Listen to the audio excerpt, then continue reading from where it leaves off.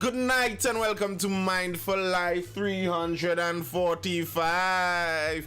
I'm your host Nathan Springer. Thank you for being here. It is the 9th of February. We're speeding along in February. I must admit, February feels like it's moving much faster than January. Not saying I am accepting slander of January. I never accept such. But I must admit, there's a zippy feel to this February month, especially knowing that the month is already the shortest month. Like, whew. Slow down. Slow down. All right, people. Once you're on the inside, of course, you hit that like button. You double tap the screen over there on TikTok if you're wondering how to hit the like button over there. If you're viewing this on Facebook or on YouTube, do that same thing. Hit that like button. Allow the algorithm to know, hey, good stuff. Send out the notification to more people.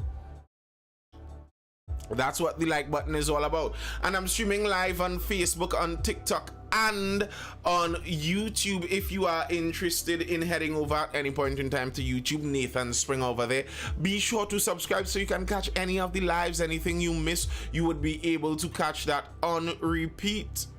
Anything missed. All right, let's dive right into some of these stories. Interesting stories coming out today. One of the main ones that I saw drop today was hope for the short men out there. You know, regularly you hear that the short men face a certain level of fight down in society. Life could be a bit more difficult for those of us who might be vertically challenged, especially to a greater degree. And for quite some time, the police have instantiated that difficulty that the short men face in society. They have put that into their regulations. Now the courts are saying, let the short men go. More power to the short men. Stop, fight down those who might have mild vertical challenges. But I think there are several questions that are raised due to this decision by the court at the same time. I would like to see how it all plays out. Very interesting stuff. Let's dive straight into that article there. Court lowers height requirement for male cops. Now, the first thing that I would like to wonder about when I see this headline, the headline says court lowers height requirement for male cops. Now, I don't think when I read through any of the articles talking about this case, I don't think I saw a number that the court lowered it to. It nearly seems like the court, more accurately, removed the height requirement for cops. Now, my question is, if the height requirement is removed, then does that mean that, what's the politically correct word for that? People who live daily with dwarfism, those amongst us with dwarfism, would they now be fully accepted into the police service? Good night, Jackies. Well, positive radiation, you're getting ahead of us. Positive radiation, you're getting ahead of the case here. That is the key point in the case right there, positive. Right there is the key point in the case. So, okay, you throw out the height requirement for the male cops. Does that mean there is now no height requirement? We could go straight down to 2'1" and you're allowed inside? Okay. Police Commissioner Earl Harewood Christopher has been ordered to reopen the screening process for police recruits so that males shorter than 167 centimeters can apply. 167 centimeters, I believe, is 5'7" which is pretty short for a man, relatively short. It's a pretty short mister, while it might be on the taller than average side for a female. Just a bit on the, what you would say is generally a taller woman, not like the giant woman, but a generally taller woman would be about that 5'7" height. He said the regulation impugned the rights to equality of treatment by a public body, and protection of the law was not saved law, preventing it from being challenged. All right. So the saved law part is a bit of old law. We spoke about this when we were talking about some other one of the laws. Concession in our constitution where laws that were drafted before independence are considered saved law, so they cannot really be changed by modern court rulings, even if they don't seem to line up with the present constitution. The Defense Force has height requirements too. I do believe that they do.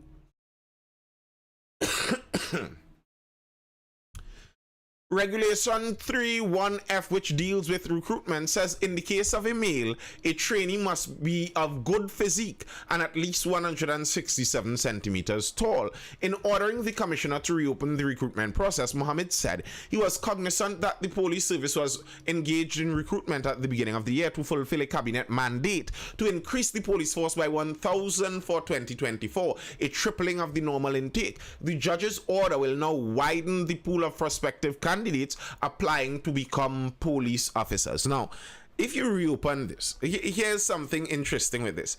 If you reopen the intake, I don't know, Jackies, and you're aiming at 1,000 people, but now you reopen the intake and say that more people could apply regardless of their height. Would that now mean people who would have previously gotten in, and that started since January, some of these fellas probably already in the barracks? Are you saying that some of them must be removed to now allow some people who are shorter? Is that the position? Because by ordering the reopening of the intake, for these officers, are we going to widen the amount of officers that they are accepting, or is it still going to be targeting that same 1,000 number? That's one problem right there. The judge's orders were made in a ruling in favor of Ronaldo Mirage, who wanted to apply to the police service but could not because of his height. For his distress and inconvenience, Mirage will receive a total of $400,000 to be paid by the state. Will also pay his legal bill. And I wonder about this also. If the man was distressed and inconvenienced because he was refused entry to the police service due to height requirements, and the cost of the distress and inconvenience he received was $400,000. Can we take that to mean anybody else who applied to the police service and couldn't get in because of height requirements are also deserving of $400,000 for their distress? Is that the avenue that is open there? Because if he was a short guy and refusal meant that he was distressed, the other short men, I believe, would also be distressed. Is this a track made for the short gooties to run through and rake in 400,000 each from the government? That seems like a very strange thing in and of itself right there. I'm not sure how that's going to fit right there. Unsurprisingly, for those of us who pay attention to the news, Mirage was represented by Anand Ramlogan, Senior Counsel, Kent Samlal, and Vishal Siusaran. No surprise. There should be no surprise, really and truly. There, you know. When you see who the lawyers are, there really and truly shouldn't be a surprise there. Once you hear someone sue the state and walking away with several 100,000, maybe a couple million, you could just guess who the senior lawyer in the case might be. You could just take a wild guess. And this follows a ruling similar on the tattoo policy previously, a ruling that happened in October 2023 that threw out the tattoo policy of the police also. In the claim before Mohammed, Maraj 31 of Ben Lomond Village, Williamsville, said he was 160 centimeters tall. In October 2020, he applied to the police service, but the police academy told him he was not eligible because he did not meet the height requirement. So was disqualified by law. He said the regulation was unfair and discriminatory. I am a healthy, fit young man who would like to contribute to and serve my country, yet I am disqualified from doing so on account of my height. It was always a dream and ambition of mine to become a police officer, to protect and serve the citizens of my country. I feel frustrated and distressed when I see police officers who are not physically fit, with pot bellies and the like, wearing the very uniform that I have been deemed incapable and unworthy of wearing purely on account of my biological and physical features. Listen, the man has a point there to me. Now, the Minister of National Security spoke about this. He responded and he said that an appeal is very likely, and he gave a lot of reasons for why the police have certain requirements. You want a police that is more imposing generally. You want someone who is more physically capable, and there is some truth to the fact that people who are police who are more physically capable tend to have to use less amounts of violence. So you'd find that women police officers tend to use their guns more than the men. Why? They are less physically capable. So you could understand, for obvious reason, why you would want police who are more physically capable. But then, if you are telling someone you can't come in because you are not physically capable because you are too short, then that person has a right to ask, is my lack of height worse than that person's excess fat? Can you tell me that because I'm a bit shorter, I will not be effective at policing less than the guy who is 100 pounds overweight?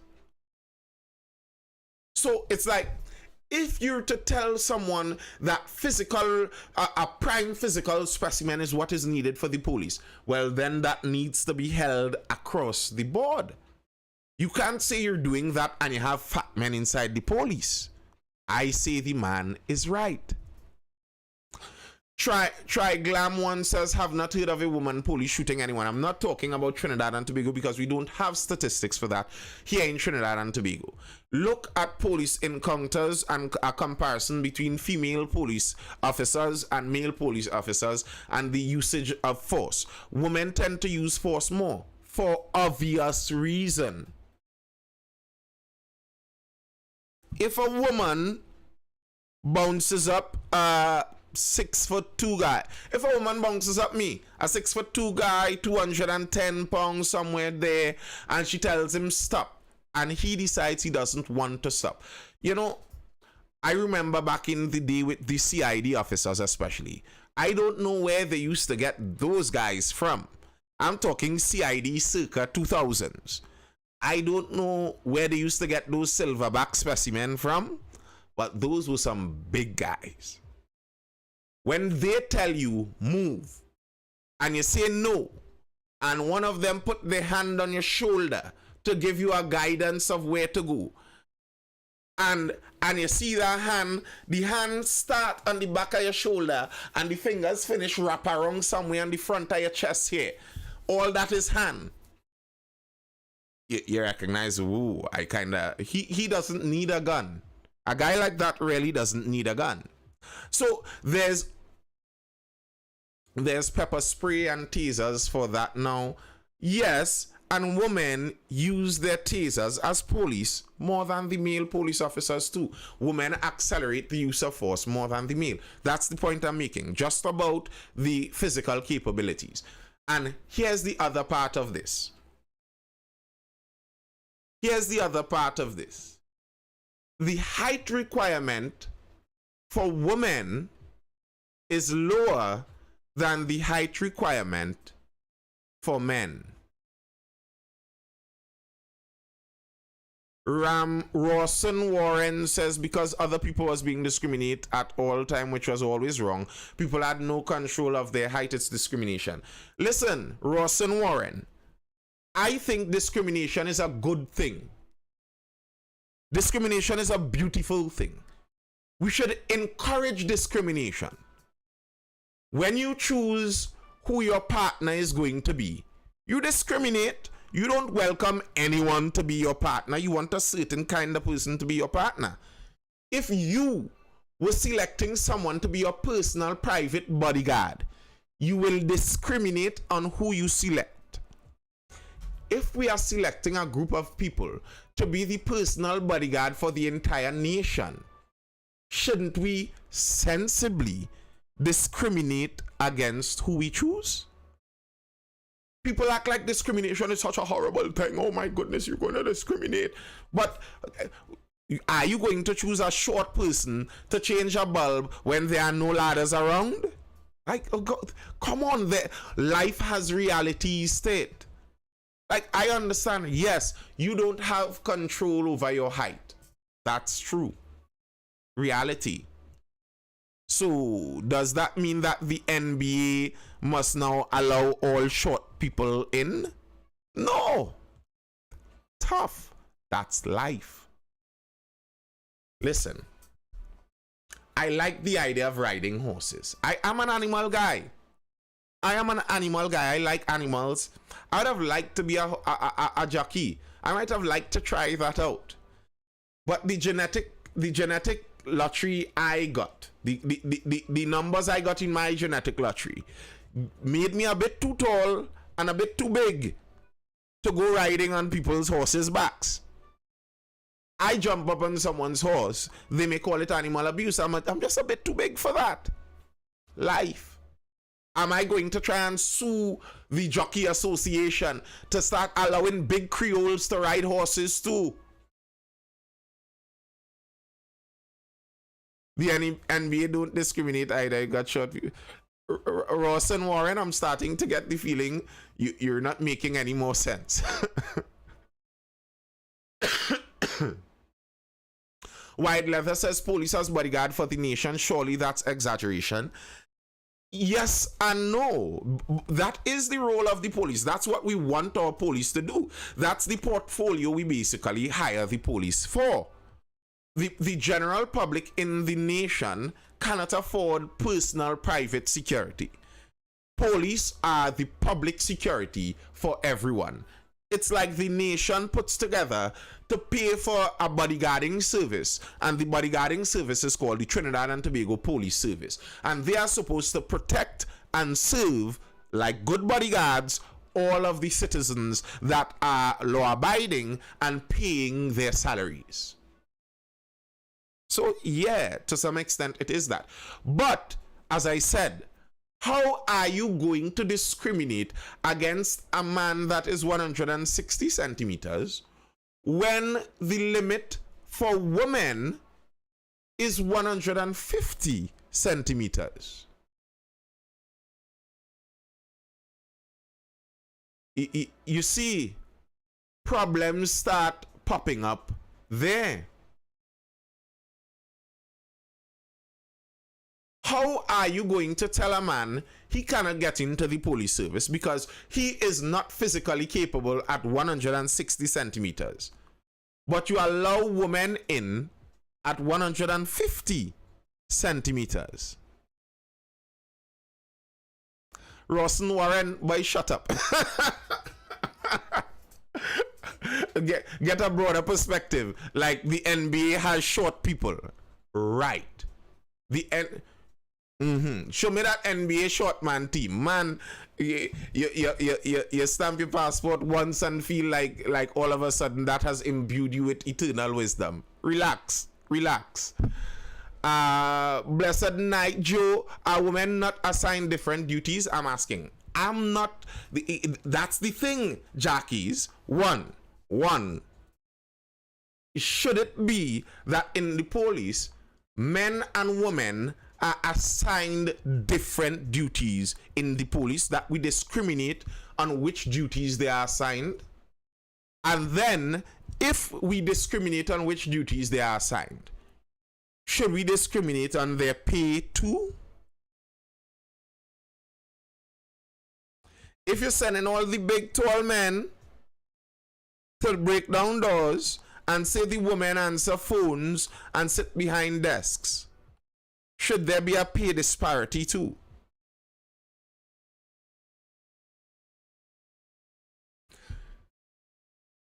And if the case is that you allow women in general policing to do general policing acts, women are able to go straight up to the level of commissioner of police while coming in with lower height requirements. That seems discriminatory, because you're telling people the job of a WPC and of a PC is the same, and the salary is the same. So why would the requirements be different?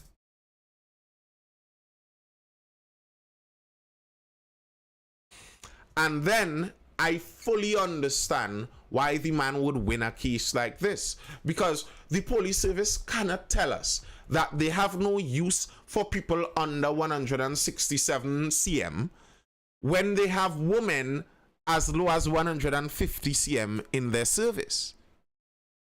You understand? How are you going to, as the police service, say, how are you going to the court to say, listen, we have no use for police officers that are below 167 centimeters height, while your requirement for women has a limit of 150?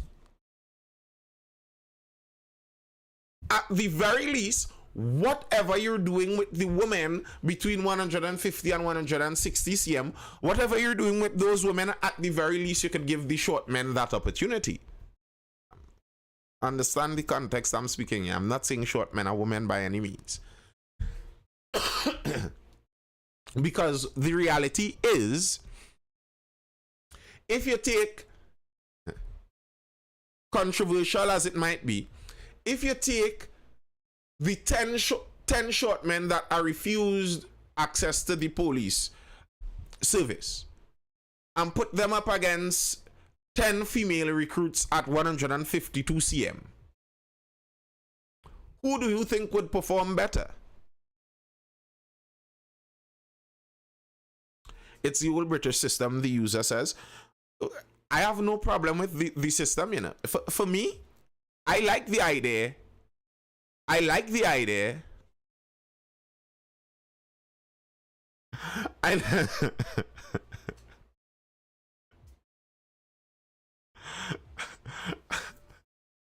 like the idea of a height requirement. That, to me, that makes some sense. But if you have it on this side but you don't have it on that side, it is discriminatory. And then maybe in that case, what the police could attempt to do, as some people have suggested, is allow for some kind of specialization. Maybe people under a certain height, you don't put them on the front line, but there's a children's authority. There's a cyber division now. There are many different divisions. Are women usually shorter than men? Considerably shorter than men, Richard Globman. There's a cyber division. There are many different divisions. So you could put people in different divisions. Everybody doesn't have to be a task force frontline officer. maybe you could see to do some of that. Use people for a more specialized design. You like the idea there's a requirement, but honestly is discriminatory, but they can do desk jobs. Hence the reason for the difference. Not so. Yes, Rachel Globman, that's the reason for the difference, but that should not be the reason. So, okay, yes, men and women have a difference in height naturally. However, the situation that random police officer bounces up is the same situation average across random police officer. So you cannot say, okay, because women are naturally shorter, we would allow in shorter women to go and face the same situation. That does not make sense. It's like, let's say we are hiring people to dive underwater, and they have to be able to hold their breath for 3 minutes. Well, that's a bit ridiculous. For 1 minute to reach to the location and back. So we need people that could hold their breaths for 1 minute. All right. Let's say we found out in the population that for some reason, women could hold their breaths longer than men. Let's say that was the reality. Would it make sense that we still force men who can't hold their breath for long enough to go and do the same job where they need to hold their breath for over a certain period of length? It does not make sense. If you are putting them in the same situation, then the requirements need to be the same. If the requirements are different, then the job needs to be different too. Doesn't that make sense? And maybe even the salary needs to be different too.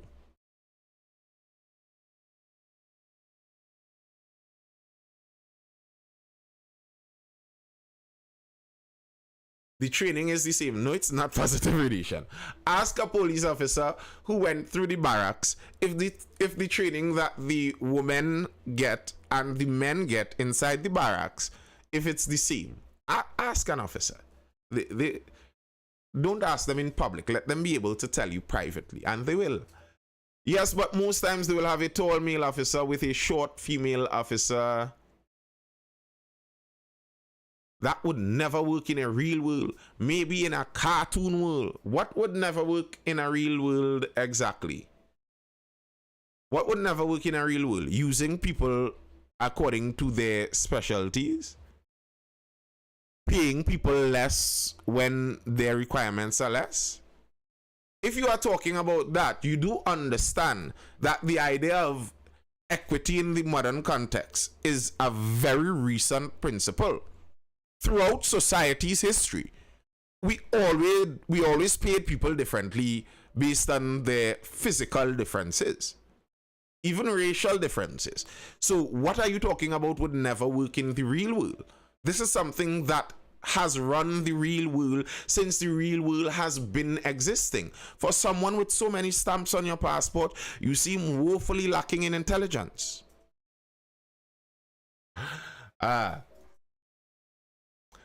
another little interesting piece I saw in the conversation was the lawsuit also highlighted that there are generally racial differences in height among the races.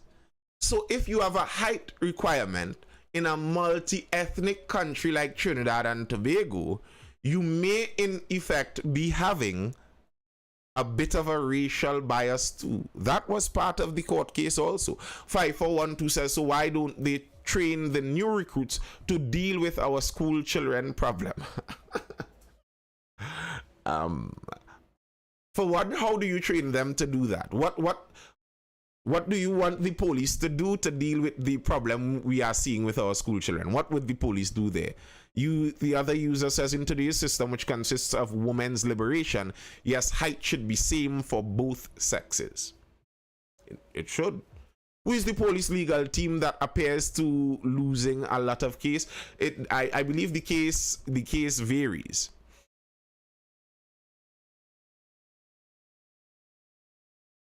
Yes, that great though. Yes, racial bias. They spoke about that. That in a multi-ethnic society as Trinidad and Tobago. Let me see if I could get the exact quote they spoke about with that, with the multi-ethnic society, and there being racial differences in heights. You may in effect be having a racial discriminatory something inside there too.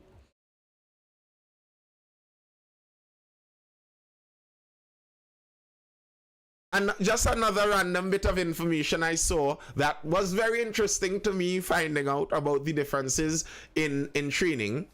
Height is racist now. Well, I mean, if you look at different races do have different heights too.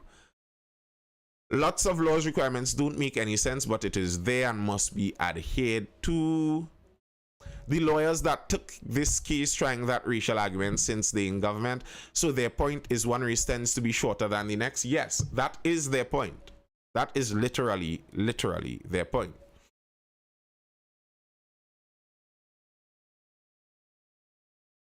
It was noted the recruitment process was costly, with training one male recruit amounting to $88,804 and $90,427 for a woman.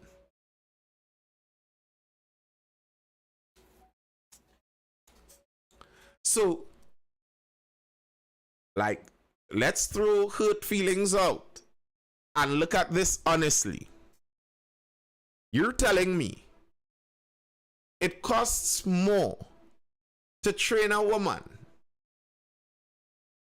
who is shorter and weaker than the average man and would be paid the same amount? Is that actually fair?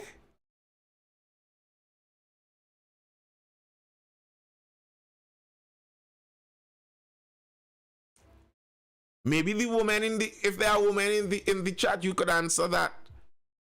Is that fair? Does that make the best sense?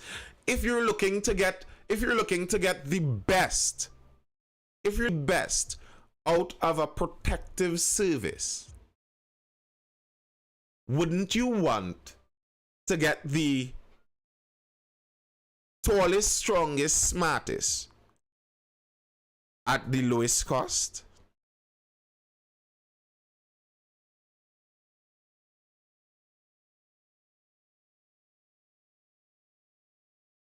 That's interesting.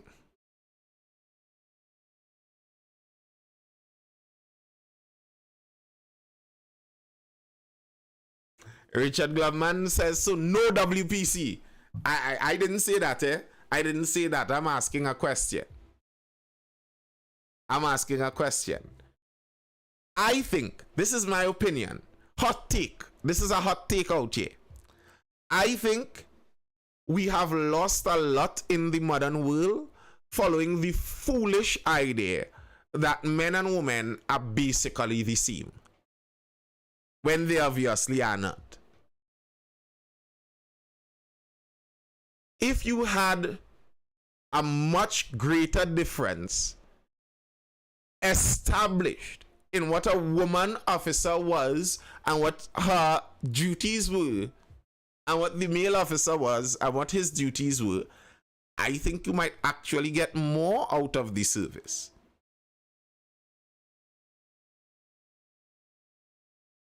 But we must all pretend out here as if a random man and a random woman selected are by and large the same. Who could tell the difference between them? We can. Jackie says, because y'all men no longer want to be providers because of this. Hey, careful the door you open there with that conversation, eh? That conversation about provider and duty and roles and traditional versus modern. Ooh, we're going to go down in the weeds there. I think that is how it originally was in the early police force days. I would assume so. I would assume so, because that's how a lot of the world functioned much more. The world functioned a lot more like that through history. We understood that men and women were different, so we treated them as such. And they went into careers and roles as such differently. I would have preferred that. Makes perfect sense to me. But alas, who needs sense in this world? Lutch Medial, recruit police for brain, not brawn. Opposition Senator Jayanti Lutch Medial says there's an urgent need for a policy shift in the recruitment practices for the police service, moving away from brawn to brain. She commented on Thursday's ruling by the High Court that the police service regulation, which set a height requirement for recruits, was discriminatory. It must be appreciated that we are a far cry from the 19th and 20th centuries, and the norms, perceptions, habits, duties, and realities of policing have changed and developed tremendously today. Certainly, the functional duties and responsibilities of a police officer have evolved. The types of crimes they are engaged in addressing are now expansive and diverse. So policing now requires more than foot patrols and chasing suspects, but includes the engagement of technical expertise and technology for surveillance, crime detection and solving. Here's the thing. I very slightly agree with her. Yes, there are some changes and nuances now. What are you talking about, Rosen? Now that have changed. But what a bandit does and what you have to do to stop him in the finality of it is basically the same. So yes, with the changing technology and modernization of the internet and communication technology, 100%. And I've heard Double G, Gary Griffith, has lamented about that. It seems like the police service are moving away from technology. That's sad. No, I'm going to get to that, Dalip. That's sad. But still, the chunk of policing is big, strong men needed to stop violent other men. That's the same since the 1700s, since the 1500s when some police departments first came up. There are violent men in society. The way you stop violent men is you get good, strong men to stop them. That's kind of all it. Yes, the violent men have changed some of their strategies, but down to the crux of it, it's still violent men. I did general nursing, then branded off to ICU training, now midwifery. Ooh, the career path of a true woman, a true traditional woman, Jackies. Your traditional man should be waiting on you, waiting to be your provider and protector to all of your needs. Regardless of height. Facts. That's true, Vibesy. They have to hire all police the same way they hire the tech guys with an HR team. And I don't disagree. Now, I'm not saying that all you need in the police is brawn. So maybe you understand we need a 75% manpower boost of brawn. Those guys, we're not hiring anyone under a certain height for those guys. But we also know that we need an IT department, and it doesn't make sense that we use the same technique that we use to hire guys for the task force as we used to hire guys for the IT department. The requirements for the IT department should be a bit different.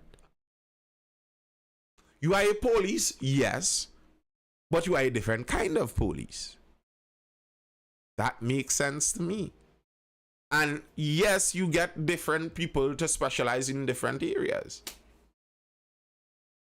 Perfect sense to me. Not throwing away the fact that we do need some brawn, but certainly, especially in our local police service, we can increase the brain. Because sometimes you feel like there's a bit too much brawn. Looking at this story, I feel there was a bit too much brawn involved.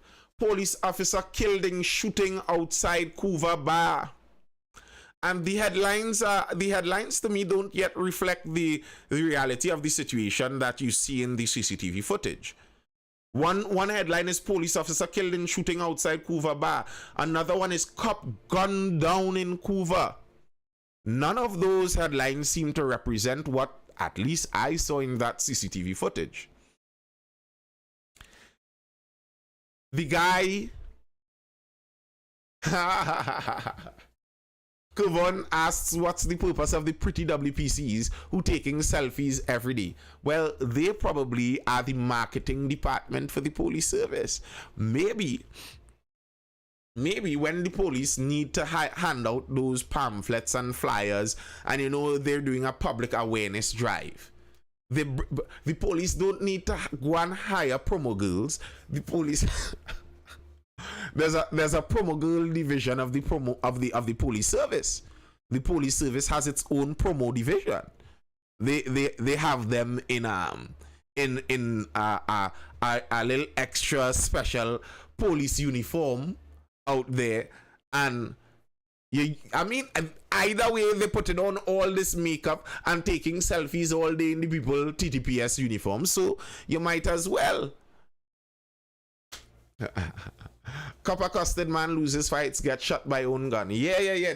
That Couva story, and it seems, maybe there could be extenuating details that we don't all know, but the CCTV footage seems to be very clear. From the start of the footage, it seems like there would have been some kind of confrontation inside. Like there was some kind of confrontation inside the bar. Because when the officer was walking out, if you look at the men, when he first walked out, the men at the front of the bar seemed like they were already focusing their attention on him. Like they were already kind of paying attention to him, like something happened even before that. Then, another thing I noticed, the officer seemed like he was considerably larger than the other guy. From the footage, the other guy seemed like he may have been even a youth. Like a youth man. Like maybe late teens, early 20s even. Seemed like that. Seemed like he was wearing the little hustler purse. So there's a kind of image that runs there. But youth man walked away from the officer when he exited the bar. The officer exited, went this way to his vehicle. The youth man seemed like he was avoiding the officer the way how he exited.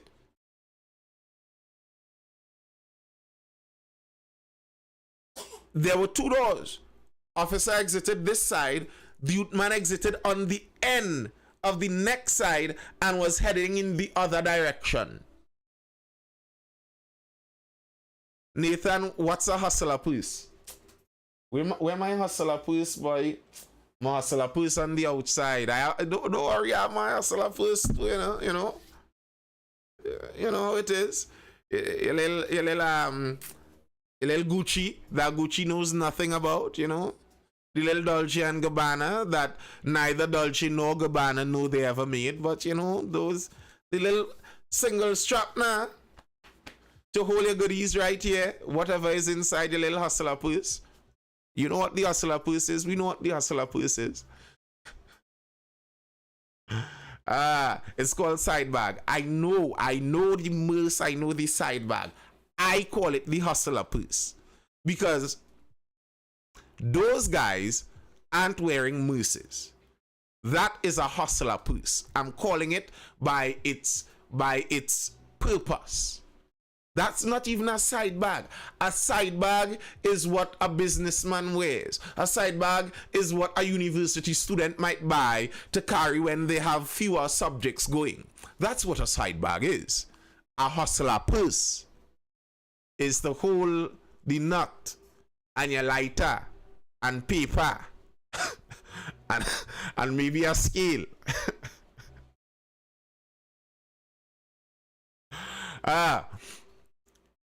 But youth man had his little hustler purse. He seemed to have walked the opposite direction than the officer. He seemed to have been seriously smaller. The officer looked like he went to his vehicle. It seems like he put down a drink and picked up a weapon inside the vehicle. Like, bro, if you're already reaching your vehicle, go home. Then he proceeds to walk towards the man. And it seems like before he even speak to the fella, slap on sight, that is a ranking move.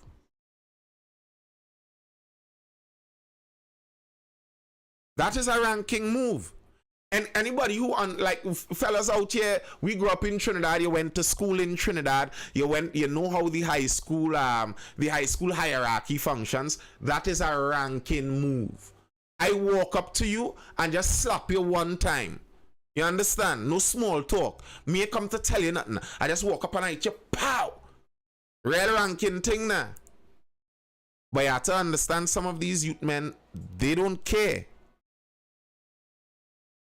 The most reckless you could find a human being is a young man between that 16 to 25 kind of age group.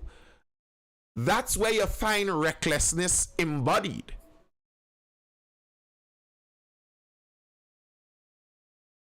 For once we're in agreement about a police officer action.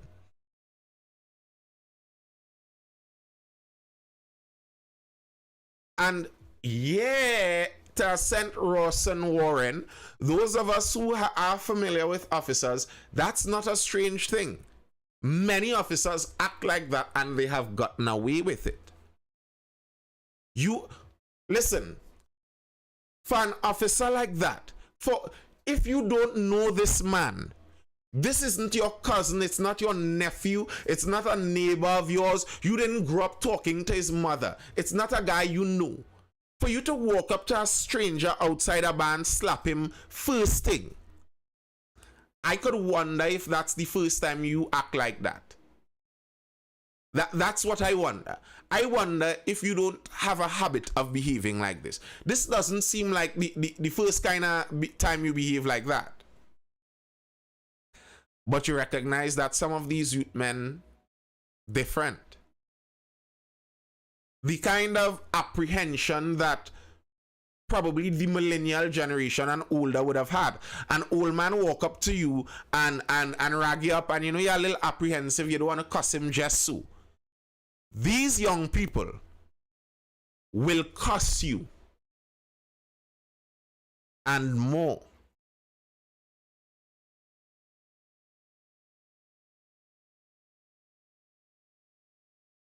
And speaking about the physical requirement inside the police service, I wouldn't doubt there are quite a few police officers who may be senior and have lost their physical edge. And if they run up and a little 20-year-old youth man bad boy who hot and sweaty out a road, they will get themselves dust out. Some of those wrong pudgy police who only sit down in AC going around the place soaking up taxpayers' money. Some of them youth men on the street, all they do whole day is play, fight and wrestle, you know, and then go and sweat in the evening. If it's one thing they are, is physical specimen. Jackie says, here now, one time I tried to correct a schoolgirl in Citygate, the amount of cuss I get. I'm telling you, I know that. There was once upon a time where if there were young people and they're cussing in a group and they see an older person walk by, they kind of sorry, you know, they shame they cussing. These young people cussing loud walking past, they could walk past the elderly home and they cussing loud, and you dare not tell them anything because they will cuss you too. And if you try to physically manhandle them, they will fight you. It's not the same generation from the 90s. It's not the same generation. Yes, Dalip Jairam.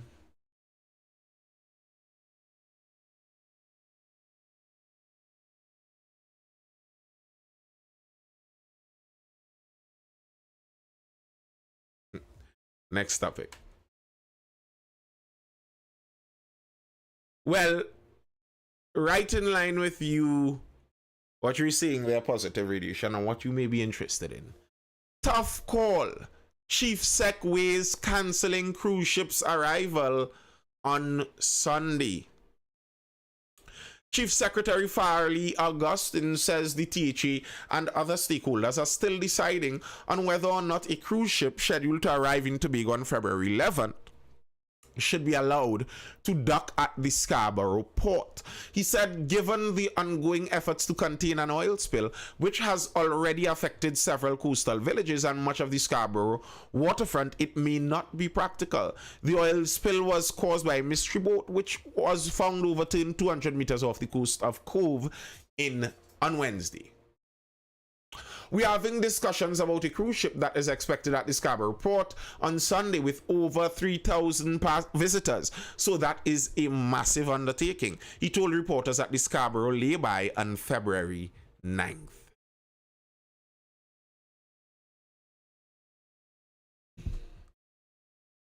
Listen, that means that's the bottom line for Tobago already getting affected there. That's how Tobago makes their money. When you talk about being a tourist island, that's how they make their money. If that cruise ship is cancelled, that's already possibly several $1,000s, maybe even hundreds of thousands of dollars lost to the Tobago market. Think of it. If 3,000 people off board a cruise ship into Tobago, and you expect, let's say, at least $100, each person spends at least $100, and that's a very little bit. If each person spends $100, that's $300,000.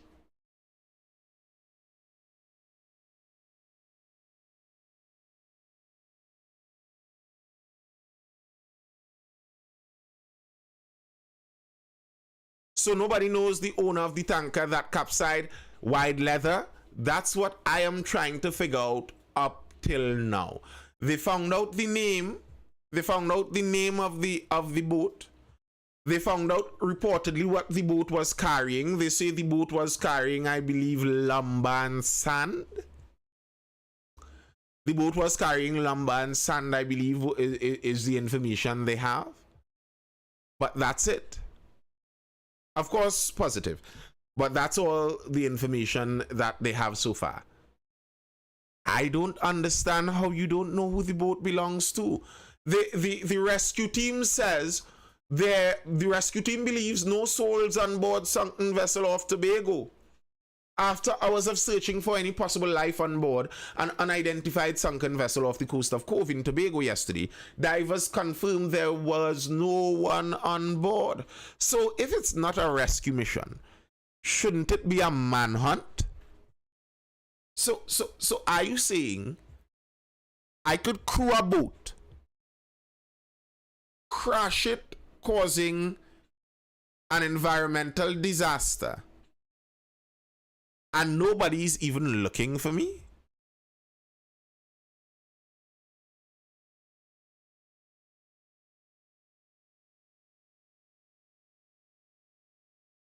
And from the information, from the evidence that they have coming in, it seems like the boat ran aground a bit of a distance away from where it eventually capsized. So you're telling me this boat ran aground, was leaking, the men dive off and go on wherever they gone, the boat capsized, spill out oil all over the place, and still nobody knows?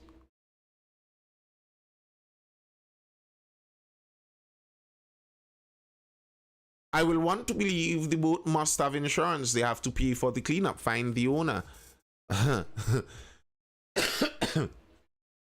I would want to believe that too. But it seems strange to me that the owner isn't being found. And something that seems a bit even stranger to me is those in authority don't seem to be asking about it. Like, from the articles I read, Positive may be able to give a little more of this being in Tobago at the moment, but from the articles I read, the sentiment nearly seems like they're very interested in cleanup. They are very interested in seeing the negative ramifications, but no one is really talking about getting to the bottom of who the owner is. I don't think I've heard one official, one politician even raise the question.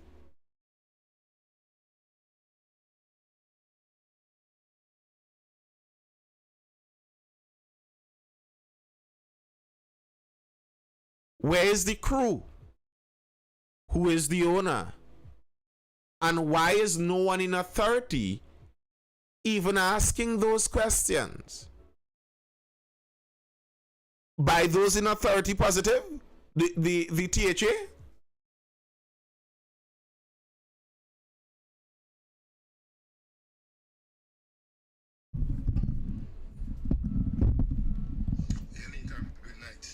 Good night, Positive.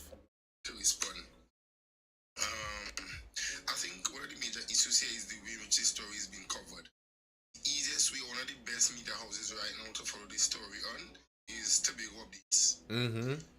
Because what is happening is the way, from what you're hearing, the vessel is perched. They found the name of the vessel, which is the Gulf Stream, because that's along the side of the vessel.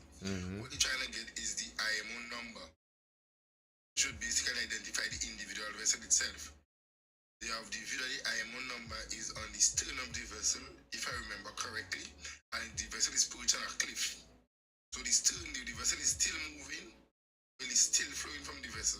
So divers cannot get that close because it will create a suction basically. So divers can get to that point.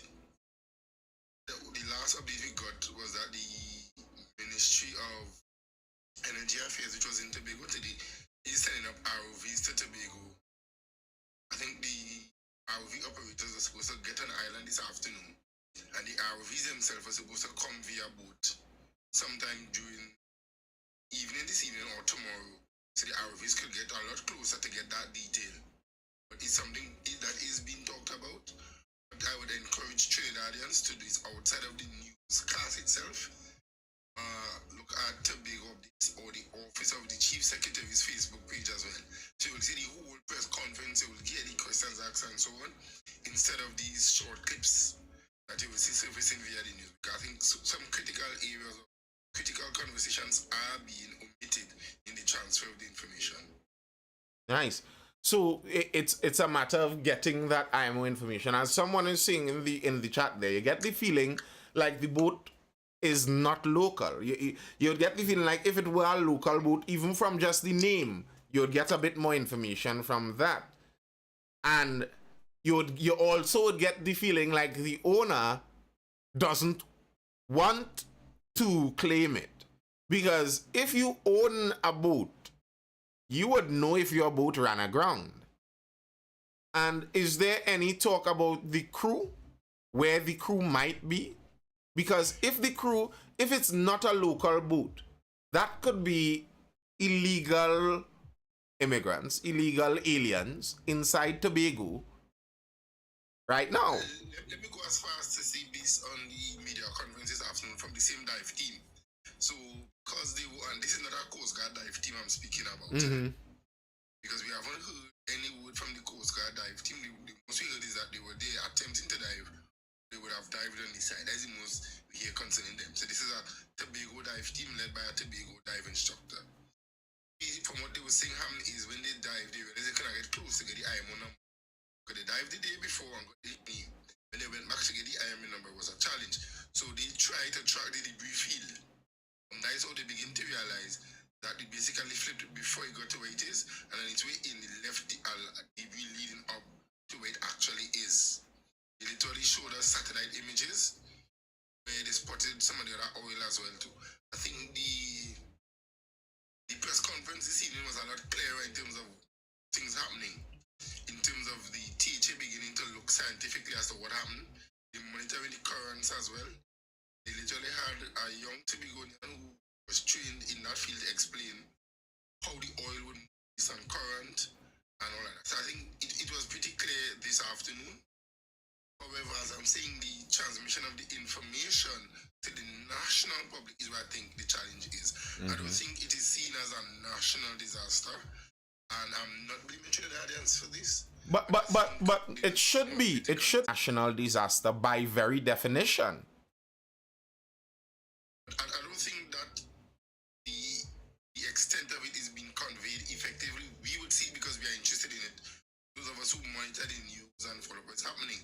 But I don't think it's been seen as a national disaster for me from a Trinidad standpoint, because I'm still hearing statements of that word on the ground is the attitude of some Trinidadians, although not all is word on the ground, is that they have the view fairly say that the Prime Minister stay out of Tobago, so we ain't care what going up there, and we don't have the business, and it's carnival weekend, so we got jam and we ain't got care. That is folly. That is folly. If any. As I said, this word on the ground. Yeah. But I think if you get a chance to look at the press conference today, the biggest challenge stated by Tima, and Tima is not political. The director of Tima he has been there throughout many different political groups leading the island. He's one of top disaster preparedness response personnel across the country. We know Tima has written. And he said one of the biggest challenges they had was getting resources to the island, which for me I found to be kind of iffy as well too, because you have much of our oil and gas industry, so I do expect the whole resources to be on the island. I do expect the whole skill set to rest here as well.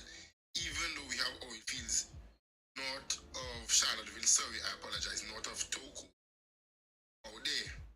So I don't expect the whole resources, but I think it took a little bit too long to get some of the resources or to get the commitment to mobilize the resources to contain it, in my view. Because I think at least 5 hours I was expecting a vessel to actually be here from, let's say, BP or Shell Ministry, because they are the experts. To me, Trinidad oil and gas industry, very good at containing oil spills. They are some of the best, in my view. But you see, that's the thing, positive. That's the thing. If this was a BP oil tank, listen, if this was a BP oil tanker full with oil to supply the all of Britain, and they spilled there, they may have contained it faster and better than they did with this. And that might actually be the very reason. Because, as Jackie's asked, well, where this boat come out from? And that might be the exact issue.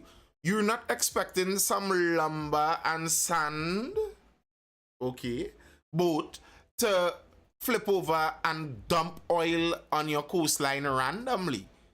That's generally not how oil spills happen. So it could be the whole how it happened caught some people offside too. I could see that being a possibility. And if the case is that it's a boat and nobody knows even who the boat's owner is, the reason sometimes you get BP and Shell and those guys to jump in is that they have some liability in it. The tanker may be theirs, the oil may have been supplied by them, something of the like. But if you have no idea who stands liability in this case, then it's a job for who? Who runs point on the job? Who is at fault? Sorry, who's at fault here? It's a an expression I think we were discussing on the last live I was at, and it's a question we still haven't gotten an answer today. What happened to the transponders or the transceivers on these vessels? What happened to our radar systems? Because we know is a common route for shipping, is a shipping channel basically. So Tobago and Zulif Signal Hill, Patience Hill, and some of these higher areas could tell you we know is a shipping lane. However, how could this vessel come into this area like that? Is the boat a submarine? Is it coming under the water so we cannot visually see it? Is it that our radar systems are non-functional? And this is where we come to who is the person responsible for monitoring the radars? Bro, Because I don't think that from my observation I could be wrong. I am suspicious if this thing was even they will make me into a conspiracist over this. I'm wondering if it was even carrying lumber and sand. Like, no one needs to be all this below the radar and on the down low to carry lumber and sand, bro. That is hardware stuff. That is above board. One of the number one questions being asked on the island is, where are the Coast Guard? Because the most we are hearing from the chief is that they are part of the process, they are assisting. But we've not seen a physical representative even at the press conference to stand behind him. And I believe the Coast Guard have shown before that their radar capabilities would have picked up something like that. The Coast Guard, they show you that the Coast Guard has basically 360 radar in Trinidad. You see, they show you the boats coming in. Some of the top of the line radar systems with the last batch of vessels led by the current Prime Minister, the radar capabilities is good. So the aircraft has pretty good radars as well. I don't know how a 100-meter long boat capsizes and no one knows where the boat come from, where it's going, what it was doing here. I find it's taking the kind of length of time it's taking for some of that information to come out. It seems purposeful that someone is purposefully obscuring that information. I don't think those things generally take that long to do. I don't think it generally takes that long. If it's your boat, you will know within the hour. You will know from the time the boat ran aground. The owner of the boat, from the moment the boat ran aground, the first little scrape of the hull on the reef or whatever, the call is already made out to the owner. And it's not like they were in the middle of the sea where they would struggle to get some connection and they have to use some other kind of radio wave. No, they're close to the island. They could even get digital and be mobile to make a call. The next question I have been asking as well is, I know normally it's take about 4 hours, say 5 hours to get to Tobago. Why are we now, today's day 3 into the scenario, and we now mobilizing to get some resources to Tobago? Does it take that long to get to the island? Does it take 3 or 4 days to reach to Tobago though? And by law, any minister, any member of cabinet can overturn any decision by the chief secretary in an instant. All they have to do is just get cabinet approval, allow cabinet members to know what's happening. So any of them can overturn it. So from the time I see photos and videos beginning to surface, even if you're dissatisfied with the response of the chief secretary, let's give him the benefit of the doubt. As a minister, you could overturn his decision immediately. And I don't think the Tobagoan population will be angry at you for you saying, I call the chief here and answer any phone, I'm mobilizing a team to come and fix what's going on. Tobagoans will make him pay for that in whichever way we possible. But when you have the lead of team are saying for almost 24 hours, the biggest problem is logistics and getting things to the island. When he's openly saying there are Trinidadian persons who have equipment and willing to be ready to come to Tobago and supply assistance. All they want is just to get material. When you get equipment got to the port to come up to help and nothing can't happen or can't move. Simply because they couldn't accommodate it. And I'm like, I thought it was just 2.5 hours, 3 hours away. Why is there such a long delay? I can't see. But it's created some level of uneasiness. It will. This is Carnival weekend. I mean, practically Tobago shuts down at 10 o'clock in the night because there's no more flights to get to the island at 10. So even if you need to bring persons up to the island, is a challenge. Can we not mobilize and have an air guard vessel or a helicopter to bring across these specialists to the island? Let's say sometime during that period so they could be back out at the break of dawn to see what's taking place out there. I I would have guessed that we could, but part of the, as I see it, part of the problem, as I was saying, is one, the unpredictability of something like that and the nature of it, and then two, the bureaucracy of governance.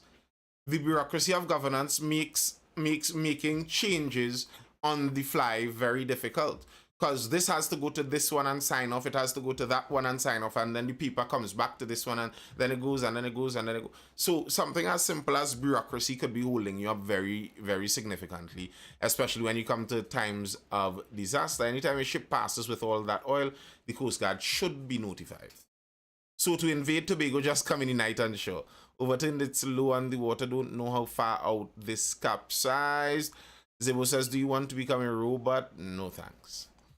No, because one of the conversations now is the divers that went out, let me say about 5 hours after the incident, which is at Tobago dive team. When they went back to the report that the vessel has moved, they didn't meet it in the same place. They also reported that the vessel is still moving, meaning the action of the wave is actually moving the vessel. And with that movement, when they have liquid on the inside, what do you expect going to happen? White Leather says, in a year we'll have a commission of inquiry on this spill. Bro, don't cuss me here now. Don't cuss me. You're cussing me with this. You're cussing me with that. Because you're saying that, and I see like it could easily be very possible. They hire a commission of inquiry, some big lawyer get next set of money. They hire a specialist diver from the United States and someone to think on the oil spill and movement. 20 million later and we still know nothing. Yeah, because and then the thing that we were discussing is actual access to the island, because the guy who's leading the Tobago dive team is a well-known diver internationally. And he's now saying he have colleagues who's willing to come in to assist them with the dive and to help. But the concern now is this is carnival season. You don't get flights on Caribbean Airlines or to get to Trinidad during the season just to get to Trinidad. But as you were saying, positive radiation. If it's being treated as it is, a national disaster, not as it's being treated, but as it really is, it is a national disaster.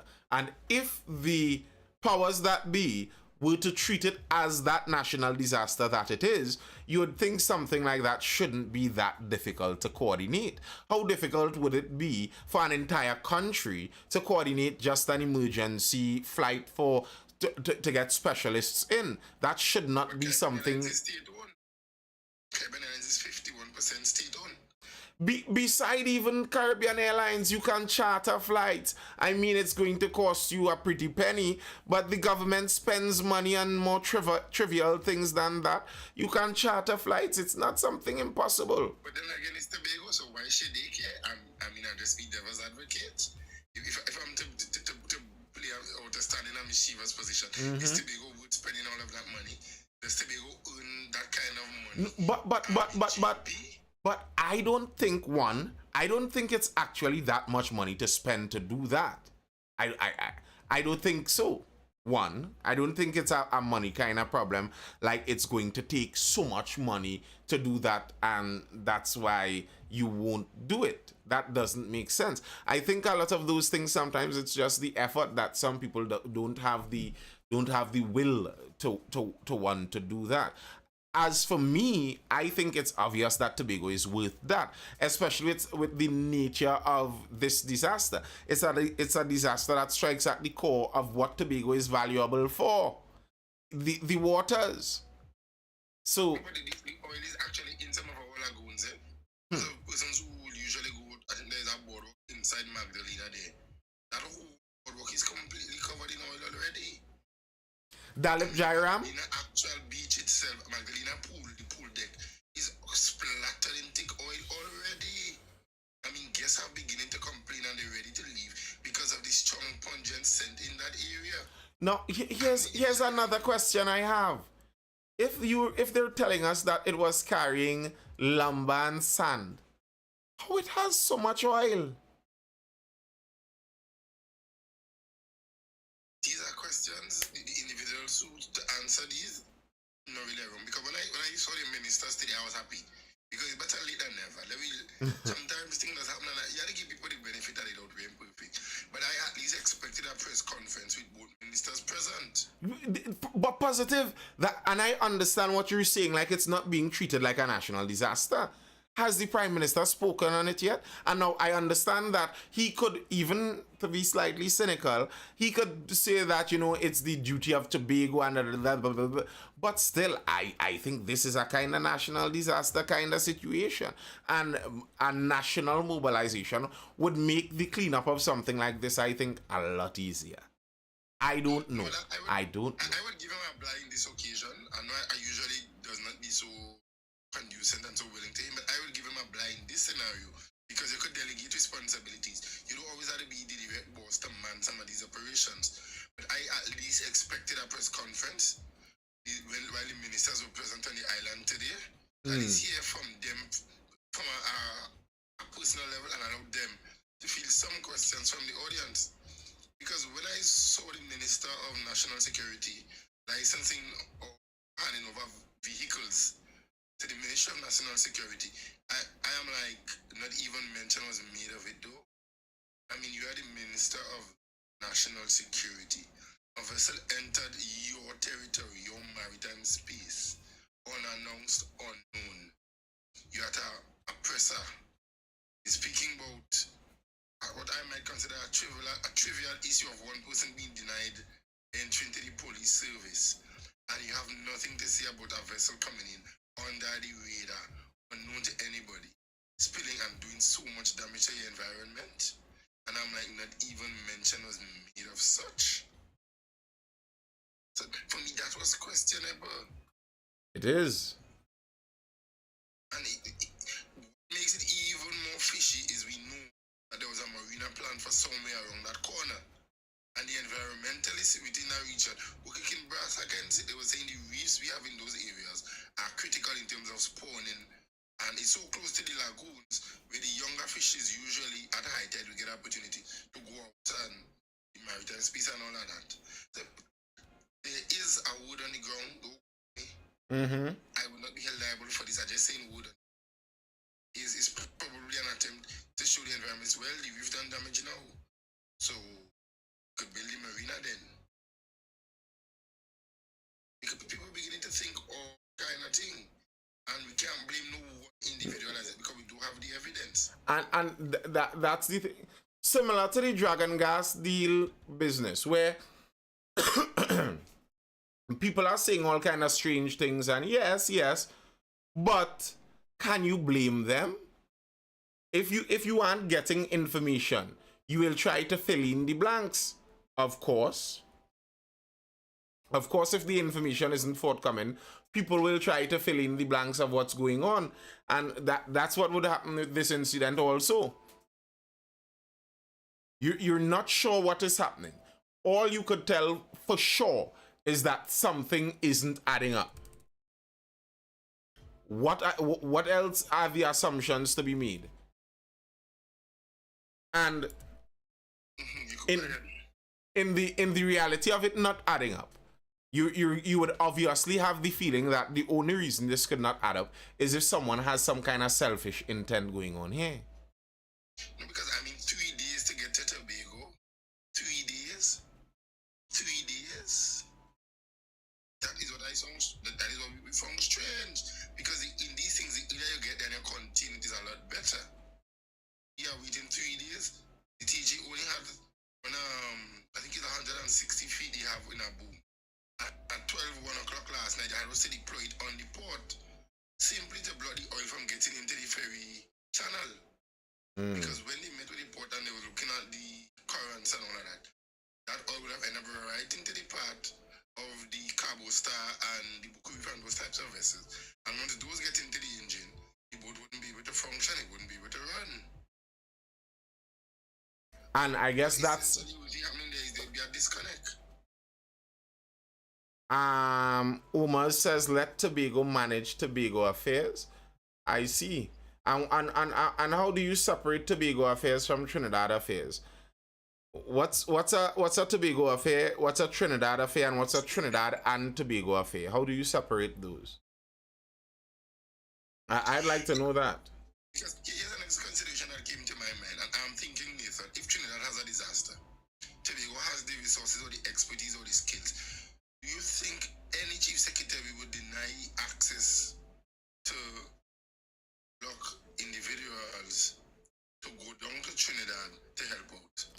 I wouldn't believe so. I wouldn't like to believe so. And this, because I'm also thinking, I don't believe our politicians are that petty, that small-minded. Like I want to come together to fix something like this.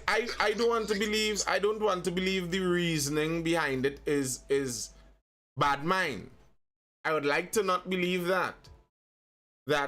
And it's very possible, as many people point out, if you look at the situation with the Paria divers, you look at the coordination there, and you see that coordination by government over disasters is not exactly their intrinsic specialty. You know, it's not something they're very good at. Because the same guy who's managing this process is very efficient at it. I mean, as soon as we have these types of issues, once it's within our remit and we can manage it, in a couple of hours, you will see it's so bad where in the east of Tobago, there are equipment during the rainy season stationed at different areas across the island. Because usually once we have serious landslide and blockages and those kind of things, it's hard to get heavy equipment in. So there's a system in place where during a particular season, they would deploy equipment, manpower, resources in certain key critical areas. So you'd find where as soon as the Charlottesville Road is blocked, they would tell you, in our team might put out a notice, Charlottesville Road blocked due to wherever. 20 minutes later, you would see an excavator on site. Couple minutes later, you would see a manpower activated. So TIMA is very efficient in this manner. It's simply because if you to do a risk assessment, in my view, Tobago would not be at a high risk for an accident or incident like this. Yeah. Like you can find a drowning or a boat running over or something smaller. If you to do a risk assessment, you wouldn't see this as being high on the list, so you wouldn't cater in any major way for it. And that's what I believe. That's honestly what I believe. And because governments are just they're slow at reacting to things like that.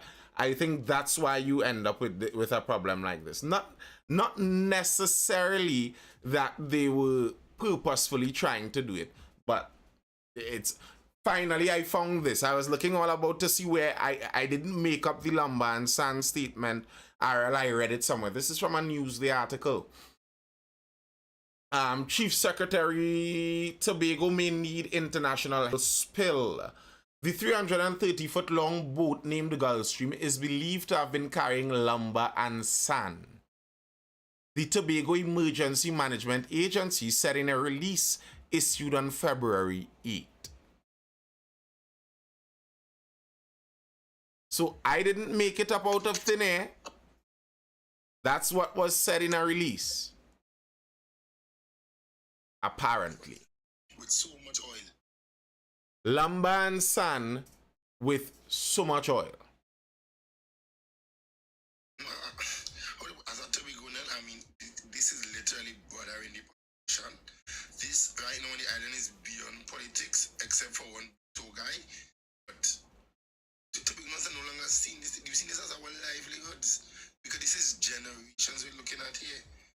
And some of our mangroves are already completely saturated in oil. Like completely. When the chief make a statement to say that one of the lagoons is decimated at this point in time, we are currently now focused on containment, cleanup, and now considering rehabilitation plans already, just because of the nature of the damage that we have seen internally. Well, I mean, you cannot drive from Scarborough right now via the back road via Lambo to get to Magdalena in peace, because if your window is not up, you may be knocked out by the smell along that whole coastline currently. I mean, it's bad on the island. wow. The smell alone is very toxic. I mean, my mother went close to the side to just have an idea of what's happening, and she was saying they could even got to actually see the vessel because the odor from that distance. It's not a nice outlook, and then we know Tobago fish is one of the top places for seafood in Trinidad and Tobago. When somebody in Cuba could tell you they're selling fish for Mason Hall, you know the fish good, and you know they're just trying to get good sales. This is gonna lick up our maritime economy. Yeah, it will have a hard lash on the maritime economy, and that's the thing with something like an oil spill. It is time sensitive. The longer you take to clean it up, the worse the effect is going to be. And as you point out, some of where, because it's close to the coastline, you're talking fisheries there. You're talking breeding grounds there. Getting into the fresh water and brackish water. That's what you spoke about, the lagoons getting. That's and we don't even know exactly what type of oil it is. We're talking about the scent. We don't know if it's just oil being transported, crude oil, if it's some other kind of some. How are we even sure it's oil? Yeah, because the update we got today is that the material went to the IMA, and we have to wait in about a week to get back confirm results. Samples went to the IMA, we have to wait a week before we get back that finding us exactly what that is. So you have persons interacting with chemicals that we're not even sure what it is currently. To know the negative effects of it. I mean, I don't mind volunteering in the cleanup, but when I'm not sure what I'm going to deal with, I'm going to be very hesitant. Yeah. I mean, I did a little bit of training with Boy Scouts in our field, and you're going to be hesitant. As you should be. As you should be. You have no idea what kind of additives might be inside of that. You're not even sure what the material is right now. So these are things. It is a very, very technical scenario. And one of the things for me, as I tell you, was shocking was the response time. I didn't believe that it could take someone at least 3 days to get to Tobago with those types of resources. For me, I was shocked at that in particular. Bro, that's government for you. That piece doesn't surprise me in the least, because government functions like that very often. There are people dying in the hospitals for over reasons like that. No, I mean, if I need to get to Trinidad now, as in while the port or the airport is functioning, I can get to Trinidad now. 330 feet curve on. So it's like this is an interesting conundrum, and I think from a security, even beyond the oil and the environment, from a security standpoint, it's scary to be at Tobago. It's scary. So we think somebody could just come in with a boat, do get back onto that vessel and disappear. Because we clearly have. I want to know if it's a ghost ship. Where the men that were sailing this boat? A 330-foot ghost ship? A lifeboat was recovered. We didn't hear signs of a lifeboat. And those boats are usually bright orange. So once something happens in those types of covering, it's done with that color, so you would see. Where's the EPUB reading? The transponders and the transceivers. So they jump on the lifeboat, come ashore, and take the lifeboat out the water and go with it too?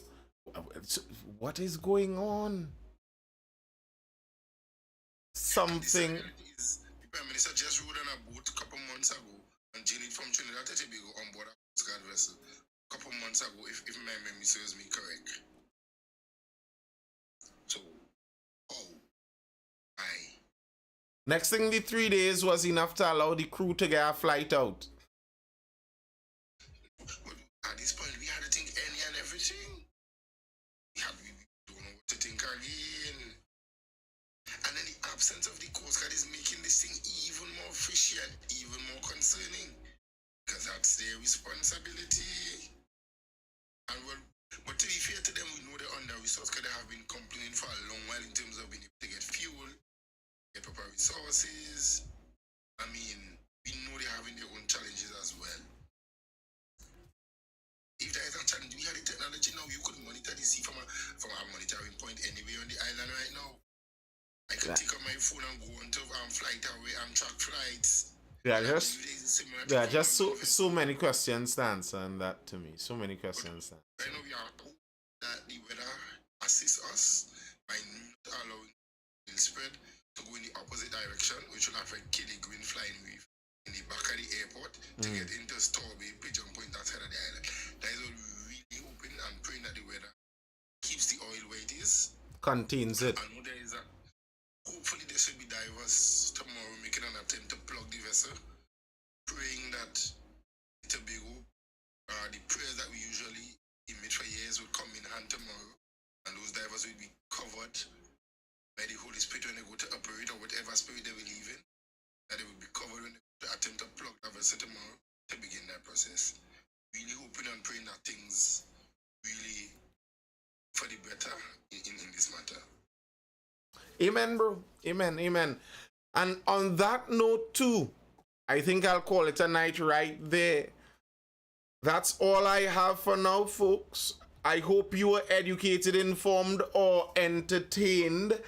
And yes, send up those prayers for Tobago and the divers going out to try to deal with that boat tomorrow. Serious issue, especially to get the oil to stop leaking. You don't want any more coming out, and you don't want it to drift any further. If it could be contained where it is, at least the damage that has been done has already been done and no more.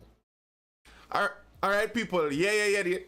Sorry, the internet got fixed by RL. We're running nice. Alright, people, I hope you're educated, informed, or entertained.